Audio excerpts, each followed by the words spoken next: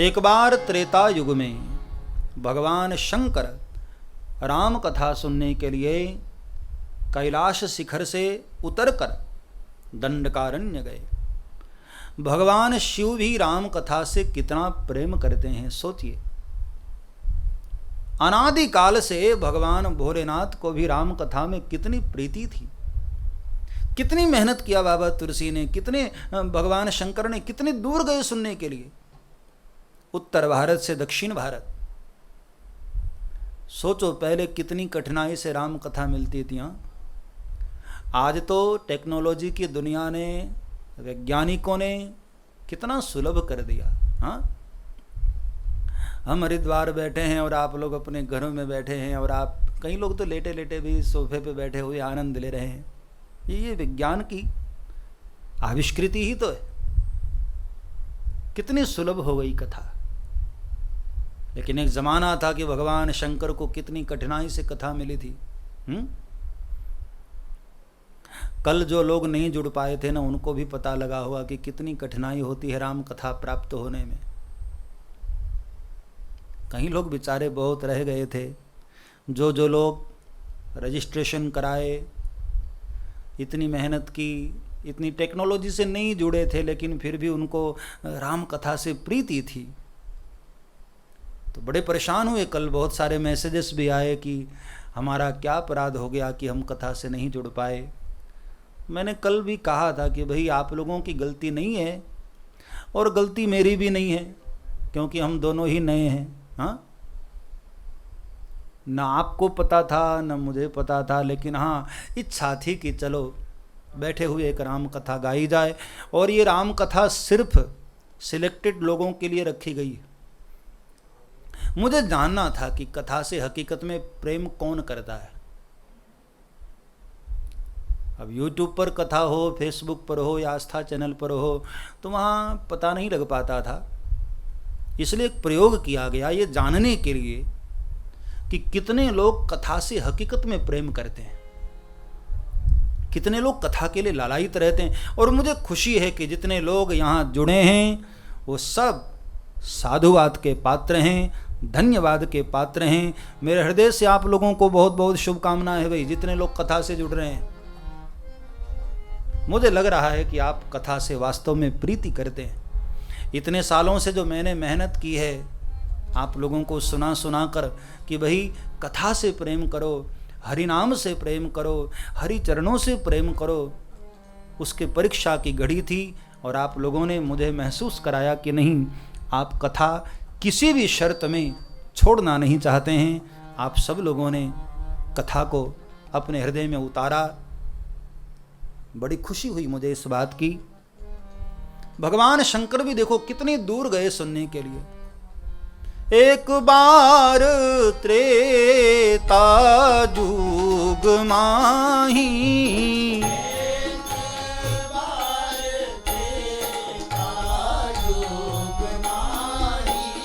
शंभु गए कुंभज ऋषि पाही।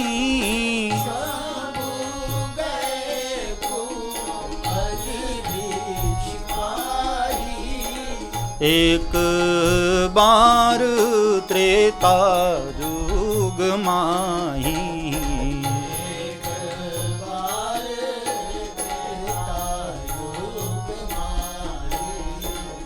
एक बार त्रेता युग में भगवान शंकर राम कथा के लिए चले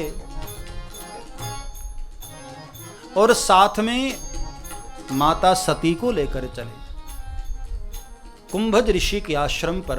और वो कथा आपने कई बार सुनी। कुंभज ऋषि के आश्रम पर आए हैं सती को लेकर। अब देखो, शिव को तो कथा से प्रेम था, लेकिन सती को था कि नहीं, वो बाबा तुलसी ने यहाँ स्पष्ट नहीं किया। थोड़ी प्रशंसा की भवानी जगदम्बा, लेकिन कथा से उनको प्रीति है कि नहीं, वो यहाँ पर बाबा तुलसी ने नहीं लिखा। कुंभज ऋषि यानी अगस्त ऋषि के आश्रम पर आए हैं दोनों। और भोलेनाथ संतों को बहुत प्यार करते हैं, बड़ा आदर देते हैं। और एक औपचारिकता भी है कि व्यासपीठ पर बैठकर जो कथा व्यास गाए उसको आदर देना चाहिए। तो भोलेनाथ ने कुंभज ऋषि को प्रणाम किया। तो सती के मन में यहां से थोड़ी शंका उत्पन्न हो गई। सती ने सोचा कि हमारे भोलेनाथ तो त्रिभुवन के गुरु हैं, त्रिभुवनपति हैं हमारे भोलेनाथ, और भोलेनाथ एक साधारण से महात्मा को प्रणाम करे। तो सती के मन में थोड़ा संशय हुआ, लेकिन शंका और बढ़ गई जब अगस्त्य ऋषि ने भी भोलेनाथ को प्रणाम किया। अब तो शंका और बढ़ गई कि भाई हद हो गई। हमने देखा है कि श्रोता वक्ता को प्रणाम करते हैं, यहां तो वक्ता उल्टे श्रोताओं को प्रणाम कर रहा है। और पता है इस शंका का परिणाम यह हुआ कि पूरी कथा निकल गई, सती का कथा में मन नहीं लगा। राम कथा मुनि वर्ज बखानी, सुनी महेश, केवल शिव जी सुन पाए, सती नहीं सुनी। कारण क्या है? सती के मन में थोड़ा कुछ संशय आ गया, थोड़ी गलत दृष्टि हो गई सती की एक संत के प्रति। इसलिए बाबा तुलसी ने समय समय पर हमको आगाह किया, हमें चेताया कि भाई कथा में जाओ ना तो वहां मन केवल कथा में हो। राम कथा में जाओ, श्रीमद् भागवत कथा में जाओ तो वहां मन में कोई संशय नहीं, हमारी दृष्टि भी यहाँ वहाँ नहीं होनी चाहिए। स्टेट बिल्कुल वक्ता के ऊपर हो, रामायण जी के ऊपर हो, श्रीमद् भागवत जी के ऊपर हो, अथवा तो नजरें झुकाकर ध्यानमग्न होकर सुनो, लेकिन मन वहाँ तुम्हारा यहाँ वहाँ भटके ना। वरना मन का स्वभाव है कहीं फंस गया ना तो ऐसे फंस जाता है कि पूरी कथा निकल गई और आपके मन में कोई बात उतरने वाली नहीं। इसलिए यहाँ बाबा तुलसी ने कहा कि सती बैठी जरूर थी लेकिन उसका मन कथा में नहीं था, और परिणाम ये हुआ कि पूरी कथा निकल गई। सुनी महेश परम सुख मानी, सुनी महेश परम सुख मानी, राम कथा मुनि बरज बखानी, राम कथा मुनि बरज बखानी, राम कथा मुनि बरज बखानी,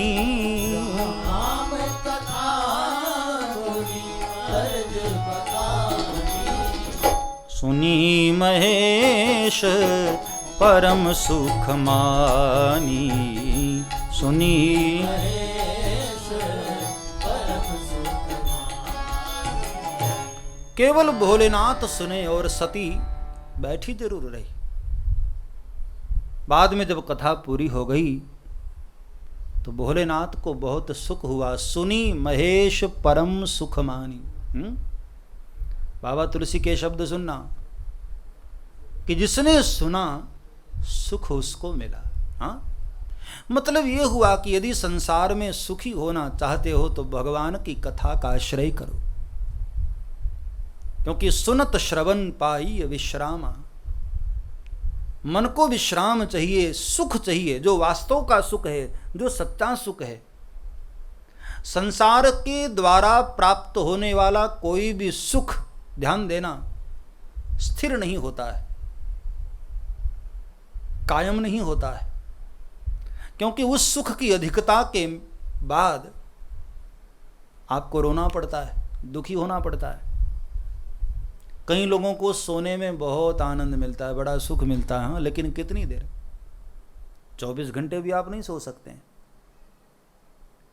संसार के सुखों का अतिरेक हमें दुखी करता है, उसका परिणाम दुख हो जाता है। लेकिन भगवान की कथा का जो ऐसा सुख है, तात स्वर्ग अपवर्ग सुख धैर्य तुला एक अंग, तूलनता ही सकल मिली जो सुख लव सतसंग। हरि कथा का जो सुख है, हरि कथा का जो आनंद है, वो स्वर्ग में भी नहीं है प्यारे, अपवर्ग में भी नहीं, केवल वसुधा पर, और वहां पर भी ऐसे लोगों को जिस पर भगवान की कृपा। तूलनता ही सकल मिली जो सुख लब सतसंग।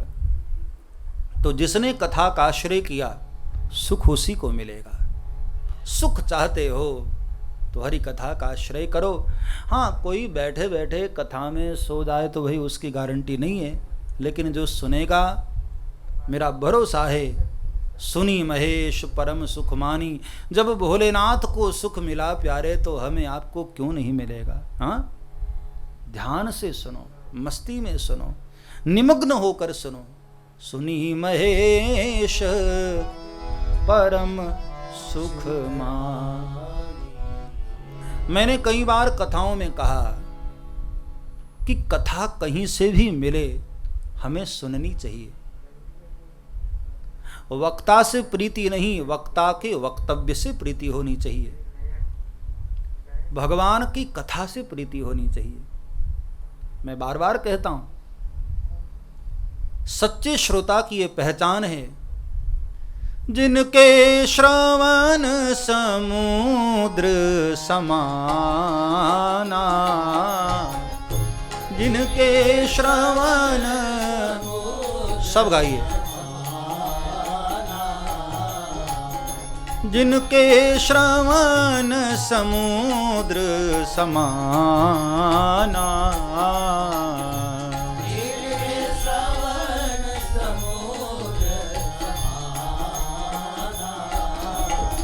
कथा तुम्हारी सुभग सरीनाना,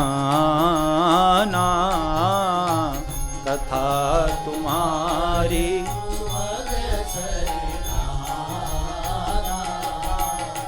भरहि निरंतर होई न पूरे,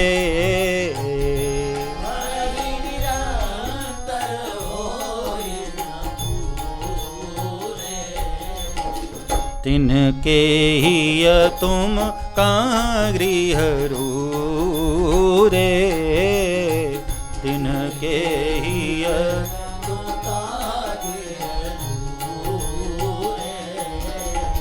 श्री राम जय राम जय जय राम, श्री राम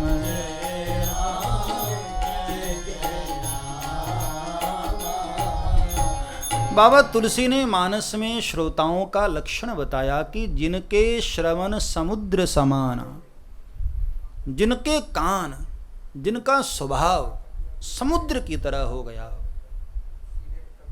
समुद्र की तरह मतलब भर ही निरंतर लेकिन हो ही न पूरे। समुद्र में कितनी नदियों का जल आ जाता है लेकिन समंदर कभी भरता नहीं।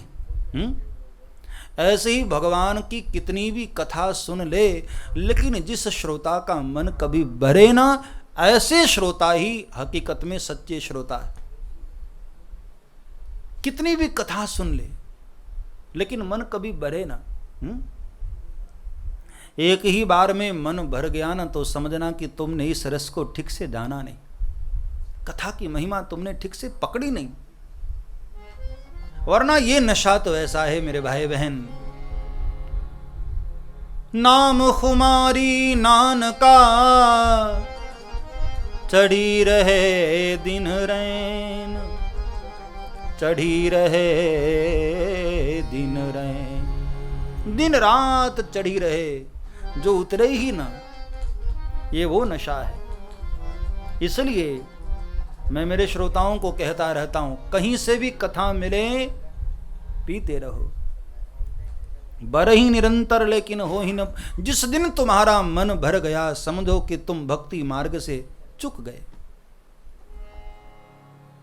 पहुंचते पहुंचते अपने मंजिल से तुम चूक गए। इसलिए बरही निरंतर पर हो ही न पूरे। निरंतर कथा बहती बहती तुम्हारे हृदय में आती रहे, कभी तुम्हारा मन भरे ना। समंदर कभी ये नहीं कहता कि मुझे गंगा के सिवा और कोई नदी का जल मंजूर नहीं।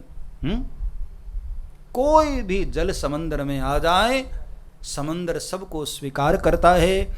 इसी तरह भगवान की कथा कहीं से भी मिले, किसी के द्वारा मिले, उसको लेना चाहिए।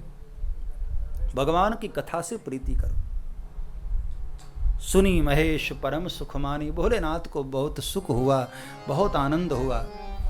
और मैं आपको भरोसे के साथ कहता हूं, कथा को श्रद्धा पूर्वक सुनोगे, आनंद पूर्वक सुनोगे, भावाश्रु लेकर सुनोगे, तो मैं भरोसे के साथ कहता हूं कथा तुम्हें बहुत सुख देती है। और जिसके आंख में अश्रु ही न आए उसने क्या कथा सुनी। हाँ, भगवान का चरित्र तो सुनते सुनते आंखें डबडबा जाती हैं, आंखें भीग जाती हैं। हकीकत में उसी ने कथा सुनी। सुनी महेश परम सुख मानी। भोलेनाथ को बहुत सुख हुआ। और फिर कुछ दिन तक भोलेनाथ वहां रुके। कहत सुनत रघुपति गुण गाथा, कछु दिन तहाँ रहे गिरिनाथ। कुछ दिन तक भोलेनाथ वहां रहे, भगवान की कथा गाते हुए, कहते हुए, सुनते हुए कुछ दिन तक भोलेनाथ वहां रुके। और एक दिन विदाई मांग ली, बाबा बहुत दिन हो गए, अब मुझे कैलाश जाने की इजाजत दीजिए, अब मुझे कैलाश जाने की आज्ञा दीजिए महाराज। देखो, संतों के समय को बहुत ज्यादा देर रुककर बर्बाद नहीं करना चाहिए। मैं मेरे श्रोताओं को बताता रहता हूं, जो मैंने संतों से सुना है, जो मैंने पढ़ा है। संतों के पास जाकर एक बड़ी मर्यादा होनी चाहिए। प्रणाम कर लिया, कुछ गुफ्तगू कर लिया, कुछ बातें कर ली, फिर हमको वहां से निकल जाना चाहिए। क्योंकि हम संसारियों की दिनचर्या अलग होती है, महापुरुषों की दिनचर्या अलग होती है। न जाने कब उनको स्वाध्याय करना है, कब भजन करना है, कब विश्राम करना है। क्योंकि या निशा सर्वभूतानाम तस्याम जागृति संयमी। जिस रात्रि में ये दुनिया के लोग सोते हैं ना, साधुजन उस रात्रि में परमात्मा को सुमिरन करते हैं, परमात्मा को याद करते हैं। जब मैं छोटा था और अयोध्या में अध्ययन करता था, तो कभी कभी 3-4 बजे सुबह सरजू स्नान को जाता था, तो रास्ते में एक कुटिया आती थी शहर के बाहर, सरजू के थोड़ी दूरी पर। तो मैं अक्सर देखता था कि वहाँ एक महात्मा बैठे आधी रात को हरिनाम कीर्तन करते थे और रोते रहते थे बाबा, आंख से आंसू बहते रहते। महीना 2 महीना बीता, एक दिन मुझसे रहा नहीं गया। मैंने जाकर पूछ लिया कि बाबा, मैं कई महीनों से देख रहा हूं कि आप आधी रात को कुटिया में बैठे हुए रोते रहते हैं, हरिनाम कीर्तन करते रहते हैं, क्या किसी ने जबरदस्ती आपको बिठाया? तो महात्मा के आंख से अश्रु बह रहे थे और उसने कहा कि नहीं बेटे, मेरे साथ कभी तो बैठ कर देख, कितना आनंद आता है उसका नाम सुमिरन करने में। तो ये गीता का श्लोक मुझे उस दिन समझ में आया कि नहीं, या निशा सर्वभूतानाम तस्याम जागृति संयमी। जिस रात्रि में हम भोग विलासी लोग, हम दुनिया के लोग सो जाते हैं, उस रात्रि में भी महापुरुष लोग, कई कई संत जगे होते हैं, पुकारते रहते हैं अपने हरि को, अपने प्रभु को, अपने प्यारे को। इसलिए मैं आपको भी प्रार्थना करूं कि संतों के पास जाकर उनकी दिनचर्या में खलल नहीं करना चाहिए। जितनी देर आपकी वार्ता हो, प्रणाम कर लिया, वंदन कर लिया और वहां से उठकर चल देना चाहिए। भोलेनाथ ने अपने इस प्रसंग से वो हमें दर्शन कराया।